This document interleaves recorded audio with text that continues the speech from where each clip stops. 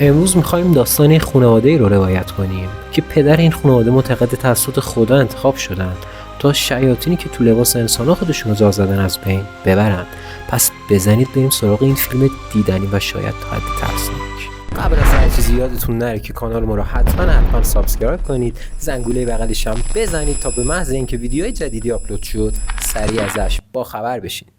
امروز اومدیم با فیلم فرلدی. داستان از این قراره که یه شب یه مأمور FBI به نام ویزلی دویل وارد دفترش میشه و با همکارش راجع به تماسی که با هم داشتن صحبت میکنه. محتوای تماس این بوده که یه فرد ناشناس وارد اداره شده و گفته که راجع به پرونده دست خدا اطلاعات مهمی داره که این اطلاعاتو فقط و فقط با خود ویزلی دویل در میون میذاره. ویزلی دویل همینجا متعجب وارد دفترش میشه. به محض اینکه وارد دفترش میشه اون مرد ازش سوال میکنه که افسر مسئول پرونده کیه و دویل خودشو به اون فرد ناشناس معرفی میکنه. ویزلی دویل از اون مرد میپرسه که اسمش چیه، واسه چی اینجا اومده و چی کار داره. اون خودشو به ویزلی معرفی میکنه و میگه که اسمش فنتون میکسه و میدونه که قاتل پرونده دست خدا کیه. ویزلی که این موضوع باور نمیکنه با یه لحن تمسخری میگه آره شکی توش نیست که میدونی کیه، پس فقط اسمشو بهم بگو. فین هم به ویزلی میگه که قاتل پرونده برادرشه.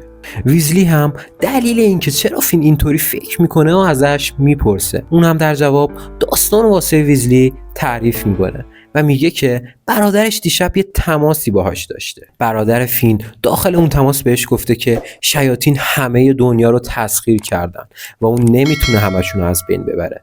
ولی فین هرچی از داداشش خواسته که آرومتر باشه و بیشتر راجع به این موضوع هم صحبت کنن اون گوش نکرده و از فین خواسته که به قولی که به اون داده عمل کنه و برادرش رو داخل باغچه گل رز دفن کنه. بعد از اون تماس داداش فین میره سمت یک کشو و اسلحه خودشو در میاره و با یه تیر تو سر خودش کار خودشو تموم میکنه. افسر پرونده ویزلی از فین میپرسه که برای چی به شهر ترومن رفت و فنتون در جواب میگه بهت که قبلا گفتم، چون خیلی سال پیش به داداشم قول داده بودم که بعد از مرگش اونو داخل باغچه گل رز دفن کنم. ویزلی هم در جواب فین میگه داستان جذابت به درد من نمیخوره و چیزی توش نیست که به حل پرونده کمک کنه. فنتون باز هم پافشاری میکنه و میگه برادرش قاتل پرونده است، اون همونیه که این همه آدمو کشته و کسیه که دنبالشن. ویزلی هم که سردرگمه از فین میپرسه خودش اینو بهت گفت؟ فین هم میگه من هنوز همه داستانو واسه تعریف نکردم، همین باعث شده که گیج بشی. بعد از تمام این صحبت‌ها ویزلی از فین میخواد چند دقیقه منتظر باشه تا اون برگرده. ویزلی که هنوز به فین شک داره به این فکر میکنه که یه تماس با دفتر کلانتر داشته باشه. اون خودشو به منشی دفتر رئیس پلیس معرفی میکنه و راجع به فنتون از منشی سوال میکنه. منشی هم فین رو میشناسه و میگه که فین قبلا اونجا متهم بوده چون هم جسد برادرش و هم یه آمبولانس رو دزدیده. بعد از اون تماس ویزلی دوباره وارد دفترش میشه و به محض اینکه میرسه فین بهش میگه داشتی داستان منو چک میکردی درسته؟ ویزلی هم میگه آره تو بازداشتی، ولی اگه آمبولانس رو برگردونی شاید کلانتر تو رو ببخشه. ویزلی در مورد اینکه چی باعث شده فین بیاد به دفترش و اعتراف کنه ازش میپرسه. فین هم میگه نمیتونسته با حقیقتی که میدونه کنار بیاد. پلیس از فین میخواد که اصل داستان رو تعریف کنه و بگه که چی باعث شده فکر کنه برادرش قاتل این پرونده است. فین هم داستان خانواده خودشو دقیقاً از زمان کودکی خودش تعریف میکنه. داستان برمیگرده به شهر ترومن تابستان سال 1979. فین و خانواده‌اش داخل شهر ترومن پشت باغچه عمومی گل رز زندگی میکردن. پدر فین خونه‌ای که پشت باغچه گل رز بوده رو توی یه معامله خوب بعد از اینکه یه زمان کوتاهی از ازدواج با مادرشون میگذره به دست میاره. آدام برادر فین 3 سال از فین کوچیک‌تر بوده. مادرشون زمان تولد آدام فوت میکنه. فین از آدام مراقبت میکرده. پدرشون داخل یه مکانیکی نزدیک خونه کار میکرده. یه شب پدرشون به اونا شب بخیر میگه و چراغا رو خاموش میکنه که برن بخوابن، تا وقتی که وسط شب میاد داخل اتاق بچه ها رو بیدار میکنه. میگه باید یه چیزی رو بهتون نشون بدم. اون میگه یه رویا دیده، داخل اون رویا یه فرشته حقیقت این دنیا رو بهش نشون داده و بهش گفته خدا خانواده اونا رو به خاطر اینکه خصوصیت خاصی داره انتخاب کرده.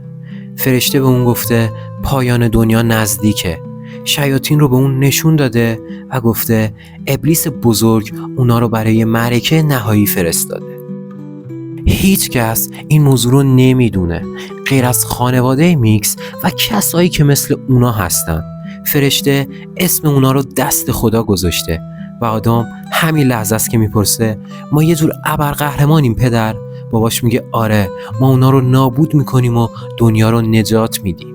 اینجاست که فین با اون قیافه متعجب دیگه نمیتونه ساکت بمونه. اون میگه هیچ کدوم از این چیزایی که گفتی با عقل در نمیاد پدر. پدرش میگه شاید اینطوری به نظر برسه ولی واقعیت داره. قراره که خدا 3 اسلحه واسهشون بفرسته تا اونا شیاطین رو نابود کنن. این تمام چیزیه که فرشته به پدرشون داخل اون رویا گفته. اونا نباید این داستان رو با کس دیگه‌ای در میون بذارن وگرنه هم خودشون و هم بقیه رو در معرض خطر قرار میدن. فین واقعاً بهت زده است. پدر فین میگه میدونم متعجبین، میدونم که ترسیدین، میخواستم که توی زمان مناسب تر بهتون بگم ولی باید همین الان بهتون میگفتم. ما باید که انجامش بدیم. فین حتی یک کلمه هم دیگه نمیتونه صحبت کنه. تموم این حرفا ذهنشو بدجوری قفل کرده بود. عقل کوچیک فین نمیتونست این موضوع رو باور کنه. صبح روز بعد مثل بقیه روزای عادی پدرشون فین و آدم رو صدا میزنه تا سر راه اونا رو ببره مدرسه. آدم وقتی فینو ساکت میبینه میپرسه چیزی شده؟ فین میگه نه، آماده شو که بریم مدرسه. ولی فین هنوز از حرفای دیشب افکارش به هم ریخته است. هیچ کدومشون اون روز داخل ماشین راجع به اتفاقای دیشب حرفی نمی زدن. انگار فقط یه رویا بوده، یه کابوس. همه چی درست مثل سابقه. اما وقتی بچه ها رو کنار مدرسه پیاده شون میکنه باز از اونا میخواد که راجع به اتفاقای دیشب با هیچ کس صحبت نکنن. اینجا آدم فقط با پدرش حرف میزنه و فین فقط به دور شدن پدرش نگاه میکنه. بعد از اون جفتشون میرن سر کلاس. باقی هفته برای فین مثل یه خواب بود، مثل وقتی که پدرشون اولین اسلحه رو به خونه آورد. پدر فین داشته میرفته سر کار که انگار خدا اونو صدا زده. اون یه خونه ای رو میبینه که انگار نوری به اون میتابه. کنجکاو میشه و میره سمت اون خونه که ببینه چه خبره. همزمان تو اون لحظه یه تبر رو میبینه و 2 دستکش کنار اون. روز بعد پدرشون یه سلاح دیگر رو میاره خونه. حالا 3 سلاح تکمیل شده. باز فرشته اومده سراغ اون رو بهش گفته خدا به زودی فهرست اسامی شیاطین رو بهش میده. فین تو همین لحظه داره به این فکر میکنه که چجوری میتونه جلوی پدرش رو بگیره. بعد از شام وقتی که فین داره ظرفا رو میشوره پدرشون رو صدا میزنه. فین میره کنار پدرش میشینه و پدر فین باز به اون تاکید میکنه که دستور خدا باید اجرایی بشه و اسامی اون لیست فقط شیاطینن. فین هم در جواب پدرش میگه شاید که این چیزا رو فقط توی خواب میبینی پدر. اون میگه که این چیزا رو توی خواب نمیبینه و امکان نداره که همچین چیزی رو از خودش ساخته باشه. فین باز هم میگه شاید فقط یکم حالت خوب نیست پدر. پدرش برای اینکه فین مطمئن بشه که این اتفاق میفته یه دفترچه رو میذاره روی میز و میگه این هم اولین لیسته. این چیزی بود که میخواست در موردش با فین صحبت کنه. اون وقتی که سر کار بوده و داشته یه ماشین رو تعمیر میکرده فرشته میاد سراغش. وقتی که دقیق تر نگاه میکنه فرشته رو میبینه که با یه شمشیر آتشین داره میاد سمتش. تو همون لحظه اسمهای داخل لیست رو بهش میگه. پدر فین بی خیال کارش میشه و سریع اسمایی که بهش داده رو یادداشت میکنه تا یادش نره. فین وقتی که به لیست یه نگاهی میندازه میگه بابا اینا که اسمای مردم عادیه. پدرش هم بهش میگه درسته و اونا دقیقاً شبیه مردم عادیان ولی انسان نیستن. فرشته بهش گفته وقتی که به اونا دست بزنه حقیقت اونا رو میفهمه. اما قبل از اون باید دستکشا رو دست کنه و با همین دستکشا اونا رو گیر بندازه و وقتی که دستکشا رو از دستش در بیاره به حقیقت اونا پی میبره.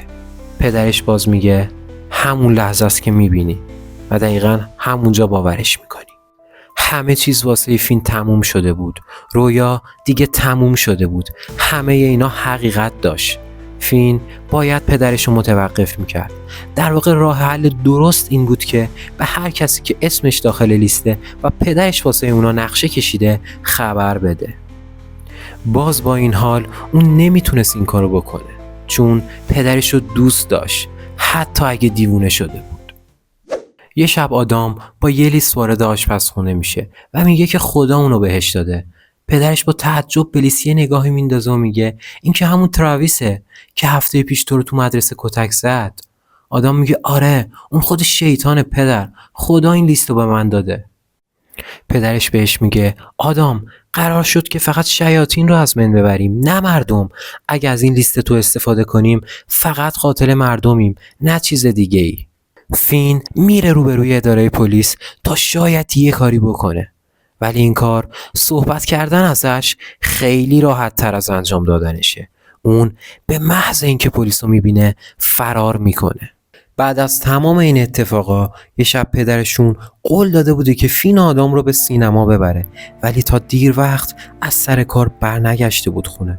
آدم و فین خسته میشن و بعد از شام میرن که بخوابن. درست تو همون لحظه آدم به فین میگه بابا نیومد خونه، فکر کنم داره شیاطین رو از بین میبره. فین که عاقل‌تر از این حرف هاست قصد داره آدم رو متوجه حقیقت بکنه. اون میگه پدر متوهم شده، همه این داستانا ساختگیه. آدم که این حرفا واسش هیچ فایده ای نداره باز مخالف نظر فینه. فین به آدم میگه آدم من تا حالا به تو دروغ گفتم؟ آدم هم میگه نه. فین میگه پس خوب گوش کن، اسامی داخل لیست همه آدمای واقعی هن. هیچ شیطانی در کار نیست. اون از آدم میخواد که از اون خونه برن به هر قیمتی که شده. آدم میگه یعنی میگی فرار کنیم فین؟ من پدر رو تنها نمیذارم. ولی خب فین هم نمیخواد پدرش رو ترک کنه. اونا مجبورن که این کارو بکنن. فین به آدم میگه فقط برای یه مدت کوتاه میریم، شاید بابا حالش بهتر شد. اون میخواد آدم بکشه، میفهمی آدم؟ آدم که سنی نداره و خوب گول حرفای پدرشو خورده فقط به فین میخنده. بعد از تمام صحبتایی که فین با آدم میکنه تا اون عاقل کنه حرفاش هیچ نتیجه‌ای نداره و جفتشون میرن که بخوابن. تا اینکه وسط شب با سر و صدای یه ماشین از حیاط فین از خواب بیدار میشه. فین میره سمت پنجره که ببینه چه خبره. اون پرده رو کنار میزنه و باباش انگار یه آدم رو کولش گذاشته و داره اونو سمت انباری میبره.